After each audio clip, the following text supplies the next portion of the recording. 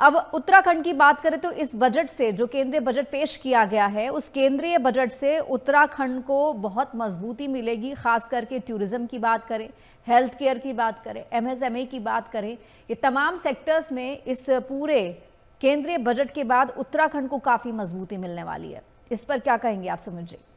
देखिए पूजा जी, ये जो बजट है इसमें जो जो मैंने निर्मला जी का बजट देखा तो उसमें हर स्टेट का समावेश है। हर स्टेट के लिए, हर जात, हर वर्ग, हर तबके के लिए कुछ न कुछ उसमें है। ये किसी एक स्टेट के संबंध में नहीं बनाया गया, किसी एक मिशन को लेके नहीं बनाया गया। ये इस साल की भी सोच है और आने वाले 20 साल का विजन भी हमें इस बजट में देखना है। ये पहले हमें समझना पड़ेगा। उत्तर उत्तर का अपने उत्तरांचल की बात करें, माननीय दामी जी ने एक चीज बड़ी अच्छी कही है और जो उन्होंने बजट का तो खैर स्वागत किया ही किया है। उन्होंने कहा यार दो तीन चीजें इस बजट में उत्तरांचल के लिए बड़ी अच्छी है। पहली बात है जो निर्मला जी ने बोला कि हम ये एक इकोलॉजिकल ट्रैकिंग, यानी कि ट्रैकिंग के हम रूट भारत में बनाएंगे और वो बनाएंगे जहां इकोलॉजी डिस्टर्ब ना हो, लोग बाहर से आए, ट्रैकिंग करें, स्केटिंग करें। एक सुनियोजित मतलब एक प्री डिफाइंड रूट होंगे जिन पे लोग आएंगे और जाएंगे। ये उत्तरांचल में, ये कुर्ग में, ये काफी हमारे तमिलनाडु में कुछ ऐसी जगह है, कोंकण में कुछ ऐसी जगह है जिनके लिए एक स्पेशल बजट और स्पेशल बजट का एलोकेशन किया जाएगा जो इनको डेवलप करेगी और जो इन पे लोग आएंगे। अब उत्तरांचल में तो प्रभु की अंशी वन कंपा है, वहां तो हर जगह ट्रैकिंग रूट बन सकता है। तो अब दामी जी का कहना, जब ये रूट बनेंगे, जो हमारा पहाड़ पे रहने वाला युवा है, जो पहाड़ पे दूर दराज के गांव है, उन्हें रोजगार मिलेगा। तो मेन सिटी से कनेक्ट होंगे, जब लोग आएंगे उनसे जरूरत है जिंदगी चीजें, चाय बिस्कुट गाइड इत्यादि ये सब चीजें खरीदेंगे तो उन्हें इसके लिए फायदा मिलेगा। दूसरी बात थी बजट में कि हम जो टूरिस्ट गाइड हैं इनकी फॉर्मल ट्रेनिंग होगी, चाहे जिस भी क्षेत्र में जाना चाहे जाए। तो अब अगर आप ये वाला चीज वहां करेंगे तो आपको उस कहीं ना कहीं जो टूरिस्ट गाइड है वहां उत्तरांचल के लोग को काम मिलेगा। दूसरा काम था एक मेडिकल टूरिज्म का हब, यानी कि मेडिकल टूरिज्म का एपिसेंटर बनाना भारत में, जिसमें होम्योपैथी, नेचुरलपैथी और एलोपैथी सबका समावेश होगा।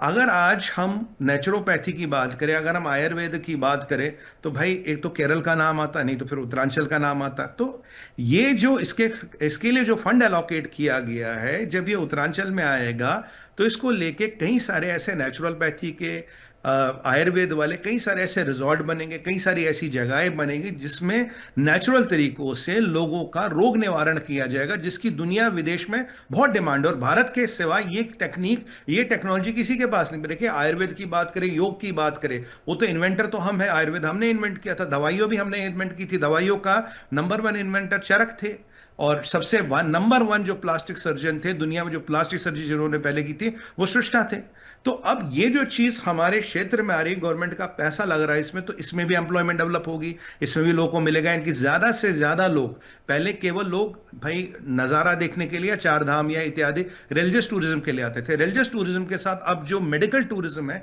इसके लिए भी आएंगे। तीसरी चीज जो इंपॉर्टेंट है पूजा जी, अब आयुष पे एक बहुत बड़ा अध्ययन होगा, यानी कि आयुष के सेंटर बनेंगे पूरे भारत में। आयुष को लेके उसकी जो स्टैंडर्ड है टेस्टिंग का वो बढ़ाया जाएगा, यानी कि आयुष दवाइयों का मेन फ्रेमिंग, यानी कि मेन समाज में जाना, विदेशों में जाना, इसके लिए जो भी एक्स्ट्रा चीजें हमें करनी है उसके लिए गवर्नमेंट का पूरा विजन है। और एम्स जैसे 4 या 5 संस्थान या इंस्टीट्यूट पूरे भारत में खुलेंगे। अब ये जो जड़ी बूटियां हैं, जो आयुष वाली दवाइयां हैं, उनको उगाना, उनको प्रोसेस करना, इस सब के लिए जो उत्तरांचल है बड़ा उपयुक्त है, क्योंकि कुछ जड़ी बूटियां ऐसी हैं जो केवल पहाड़ों में और वहीं उग सकती है। तो वो जो मान लीजिए कोई पहाड़ पे रहता है, कोई बहुत दूर रहता है, तो उसके पास बहुत ज्यादा जमीन नहीं है, शायद धान या मक्का इतना ना उगे, पर ये जड़ी बूटियां जो दान और मक्के से कहीं महंगी बिक सकती, कहीं ज्यादा इनकी डिमांड रहेगी भारत में और विदेशों में भी आने वाले समय में, तो ये भी कहीं ना कहीं उत्तरांचल में जो आप देखिए जो एक इनकम है, जो दूर दराज लोग रहते हैं उनके लिए इनकम लाएगा। और रिलीजियस टूरिज्म पे भी बात हुई थी। देखिए रिलीजियस टूरिज्म को भी बढ़ाना है, रिलीजियस टूरिज्म को डेवलप करना है। अगेन रिलीजियस टूरिज्म की बात करें तो भाई उत्तरांचल तो देवभूमि है। तो ओवरऑल ये चारों चीजें मिलके कहीं ना कहीं उत्तरांचल का जो नक्शा, जो उत्तरांचल में आने वाला पैसा, जो उत्तरांचल में आने वाली उन्नति, उसको और बढ़ाएगी, उसको और प्रचलित करेगी। और जो दामी जी का विजन है सस्टेन डेवलपमेंट, इकोनॉमी इकोलॉजी का समन्वय, इकोनॉमी बढ़ानी है पर इकोलॉजी का नुकसान करना नहीं, दोनों को साथ लेके चलना है। ये और जो अभी सेंटर के इनिशिएटिव आए हैं, इससे युवाओं को काम मिलेगा, महिलाओं को काम मिलेगा। कहीं ना कहीं महिला सशक्तिकरण में और युवाओं को रोजगार देने की तरफ में मैं मानता हूं कि एक इंपॉर्टेंट पहल है मोदी सरकार की, और धामी जी ने इन चीजों का विशेषकर स्वागत किया है और मोदी जी का और निर्मला जी का धन्यवाद कहा है। जी। जी अब यहाँ पर एक और बात आपसे डिस्कस करना चाहूंगी कि जनवरी में नीति आयोग ने अपनी एक रिपोर्ट जारी की थी जिसमें उत्तराखंड को number 1 export ready small state का जो है वो खिताब दिया गया है। अब जी ये स्मॉल स्टेट जो है वो एक्सपोर्ट रेडी, इसका मतलब ये होता है कि आपका वहाँ का इंफ्रास्ट्रक्चर बेहद जो है वो पॉजिटिव माहौल में है, चल रहा है, क्योंकि वहाँ के जो उद्योगपति होते हैं वो अट्रैक्ट होते हैं। यानी कि बेहतर कारोबारी माहौल की बात करें या मजबूत बुनियादी ढांचे की बात करें, ये तमाम मैसेज जो है ये रिपोर्ट देती है। इसके बारे में आप क्या कहेंगे? देखिए, सबसे पहले बात तो माननीय मुख्यमंत्री धामी जी का धन्यवाद और उनको बहुत बहुत मतलब शुभकामनाएं। देखिए, एविएशन इंफ्रास्ट्रक्चर की बात आए, एविएशन इकोसिस्टम की बात आए, तो हमारा उत्तरांचल नंबर 1, छोटा सा राज्य, पहाड़ी राज्य, बहुत दुर्गम टेरेन है, तब भी नंबर 1। अब ये जो इंपॉर्टेंट है एक्सपोर्ट रेडी इंफ्रास्ट्रक्चर। अब एक्सपोर्ट रेडी, आपने पूजा जी बड़ा अच्छा विषय छेड़ा है। एक्सपोर्ट रेडी इंफ्रास्ट्रक्चर की जब हम बातें करते हैं, सबसे पहले बात करते हैं पॉलिसी। क्या स्टेट के पास पॉलिसी है? क्या स्टेट के पास एक बिजनेस इकोसिस्टम है? क्या स्टेट के पास इंफ्रा है? क्या स्टेट के पास एक एक्सपोर्टर्स के लिए एक एक्सपोर्ट, जब आप करें ना, आपको क्लस्टर बनाने पड़ते हैं, ये गारमेंट्स का, ये दवाइयों का, ये जैसे भी आपके यहाँ एक्सपोर्ट होता उसके हिसाब से आपको एक्सपोर्ट का क्लस्टर्स बनाने पड़ते हैं। क्या आपके पास क्लस्टर्स है? जब आपके एक्सपोर्ट के क्लस्टर्स बनते हैं तब आपको एमएसएमईओ को इन एक्सपोर्टर से मिलाते हैं कि भाई एमएसएमई बेचने का काम करेंगे, मार्केटिंग का काम करेंगे, एक्सपोर्ट का काम करेंगे। एक्सपोर्ट क्लस्टर जो है, जैसे मान लीजिए रुद्रप्रयाग में कुछ उगता है, वो कहीं ना कहीं देहरादून में किससे बात करेगा, देहरादून वाला एक्सपोर्ट वगैरह करेगा, पर रुद्रप्रयाग का जो क्लस्टर है वो देहरादून में किसी एक एसएमई से बात करके उसको आगे चलाने की बात करेगा। उसके अलावा जब आपको चाहिए, उसको आपको चाहिए लॉजिस्टिक्स। क्या ये माल ट्रांसपोर्ट होगा? क्या इसमें ऑल वेदर ट्रांसपोर्टेशन का अरेंजमेंट है? क्या माल ऐसा तो नहीं सड़ जाएगा रास्ते में? एक लॉजिस्टिक्स के बाद आपके पास आती है कि एक पूरी आपको एक इंडस्ट्री इस चीज के आसपास डेवलप करनी है। इंडस्ट्री का मतलब पूजा जी यहाँ पैकेजिंग वाला, प्रिंटिंग वाला, लॉजिस्टिक वाला, जो आप बैंकिंग वाला, यानी कि जो भी इसकी सपोर्ट की इंडस्ट्री है, मैं बाहर बड़े आसान शब्दों में समझाने का प्रयास कर रहा हूँ, वो आप पूरी इंडस्ट्री और इकोसिस्टम आप इसके आसपास डेवलप करते हैं, क्योंकि खाली एक दफ्तर खोलने से बात नहीं बनेगी। उसके बाद आप कहते हो ईज ऑफ डूइंग बिजनेस। क्या मैं यहां उत्तरांचल में जाता हूं, बैंक पे जाता हूं, मुझे एक फॉरेन ट्रांसफर करना है, रेमिटेंस करना हो रहा है, या बैंक वाला बोलता नहीं जी 5 आओ, आज पैसे नहीं है, 3 दिन बाद आओ, आज तो भैया छुट्टी है। तो ईज ऑफ डूइंग बिजनेस में भी अगर आप देखेंगे, उत्तरांचल का जो लेवल है दिन ब दिन धामी जी के नेतृत्व के ऊपर बढ़ रहा है। और ये लेवल इतना बढ़ रहा है कि अगर पूरे भारत का एक स्कैन किया जाए, इसमें यह समझ आ रहा है जो हमारा उत्तरांचल है एक्सपोर्ट रेडी, मतलब मैं नहीं कहूंगा सबसे ज्यादा एक्सपोर्ट उत्तरांचल करेगा। जो जो भी इनके क्षेत्र है, जो जो भी धामी जी के नेतृत्व में आइडेंटिफाई किए, अगर उनमें रेडीनेस की बात देखी जाए, नीति आयोग इसकी आज तस्दीक करता है, इनके मानता है सबसे ज्यादा और सबसे सक्षम है उत्तरांचल धामी जी के नेतृत्व में। अगर इनके 5 या 10 या 15 सेक्टर है पूरे भारत में, इसके आसपास जो भी मैंने आपको चीजें बताई, इनका जाल प्लग एंड प्ले, यानी कि प्लग लगाओ और चलाओ, ये मॉडल किसी ने नहीं किया। ये धामी जी के कुशल नेतृत्व को बताता है। और जो हमने पहले भी डिस्कस किया था कि हर बड़ी स्कीम को खुद चलाते हैं, हर बड़ा इनिशिएटिव देते हैं और कहते हैं मुझसे बात करो भाई, मैं हूं यहाँ, तुम बताओ तुम्हें क्या चाहिए। कहीं ना कहीं ये चीजें स्टेट को और देश को आगे बढ़ाने में बड़ा काम करती है। इसीलिए नीति आयोग ने, चाहे वो एविएशन की बात हो तो उस दिन नायडू जी ने इनाम दिया, आज नीति आयोग कहता जी नंबर 1 स्टेट है भारत में। ये बहुत बहुत मतलब ना बहुत बहुत गर्व की बात है, ये खुद दामी जी कहते हैं। जी। यहाँ पर एक चीज़ और आपसे जानना चाहूँगी कि अगर हम उत्तराखंड की बात करते हैं तो पिछले फाइनेंशियल ईयर में, यानी कि फाइनेंशियल ईयर 2025-26 के अंदर पूंजीगत निवेश, भूमि सुधार के लिए और वित्तीय सहायता के लिए 1800 करोड़ के आसपास जो है वो वित्तीय सहायता केंद्र सरकार से उत्तराखंड को मिली है। और जो रीसेंट मिली है वो पूंजीगत निवेश 734 करोड़ रुपए का है और शहरी भूमि सुधार के लिए 25 करोड़ रुपए दिए गए हैं। ये पूरा इन्वेस्टमेंट अब कैसे उत्तराखंड में यूज होगा, क्या कुछ डेवलपमेंट होगा, ये थोड़ा सा आपसे जरूर समझना चाहेंगे।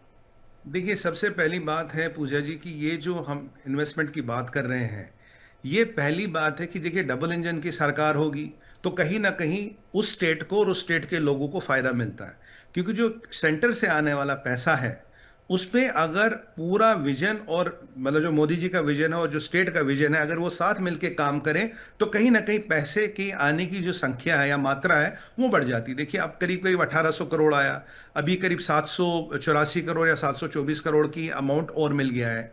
अगर हम अब इसको देखिए, जो स्पेशल असिस्टेंस स्कीम है जी जो सेंटर चलाता है फॉर कैपिटल इन्वेस्टमेंट, यानी कि जो आपको कैपिटल में इन्वेस्टमेंट करनी है उसके लिए स्कीम चलाता है। अब जी ये स्कीम जो है उत्तरांचल को एक मजबूत राज्य बनाएगी। और जी जी जी अभी देखिए, अगर आप ओवरऑल उत्तरांचल की पिक्चर देखिए, जैसे आज हम थोड़ा उसका उस पर एनालिसिस करेंगे। देखिए जी मोदी जी का विजन था, एक उन्होंने बताया जी मैं एक पोर्टल बनाना चाहता हूँ, प्रगति पोर्टल। जी जी जी प्रगति पोर्टल डिजिटल इंडिया का इनिशिएटिव था। उस प्रगति पोर्टल में हर छोटी बड़ी स्कीम डलेगी, जी कहाँ किस स्टेज पे है, कितना पैसा लगा, कितना नहीं लगा, यानी कि एक सिंगल विंडो में आपको सारा दिखेगा। अगर जी आज जी हम बात करें, उत्तरांचल की बात करें, तो देखिए इसमें हमने बात की थी 42 प्रोजेक्ट है, 10 प्रोजेक्ट डिलीवर हो गए।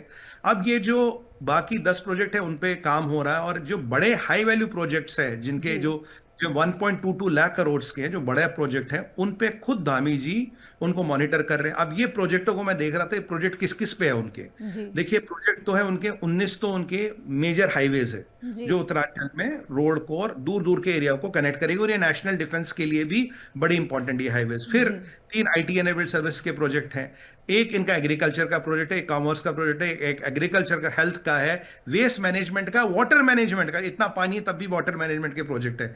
आप ये देखें, अगर हम आज ऋषिकेश से करण प्रयाग का रेलवे लाइन देखें, तो ये जो बड़े बड़े प्रोजेक्ट है इनका मॉनिटरिंग इससे होता है। अब जैसे आपको प्रगति पोर्टल बनाने, आपको ऐसी चीजें बनानी जो शासन के लिए एक सार्थक सिद्ध होती कि आप स्टेट का मैनेजमेंट कैसे करें, आप स्टेट की एफिशिएंसी को कैसे बढ़ाएं। ये जो ग्रांट आता है, ये जो पैसा आता है, ये इन प्रोजेक्टों के लिए आता है। आप इंफ्रास्ट्रक्चर बनाओ ताकि आप इंफ्रास्ट्रक्चर को एफिशिएंट कर सको, मॉनिटर कर सको। इसीलिए धामी जी ने कहा कि जैसे ये पैसा आएगा, ये कहीं ना कहीं उत्तरांचल की शासन और प्रशासनिक व्यवस्थाओं को और कार्यशैली को और मजबूत करेगा।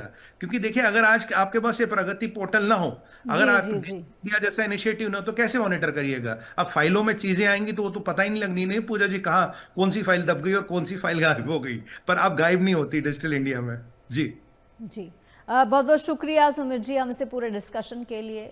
हमने उत्तराखंड को भी समझा, उत्तर प्रदेश को भी समझा। फिलहाल इस डिस्कशन के लिए बहुत बहुत शुक्रिया आपका।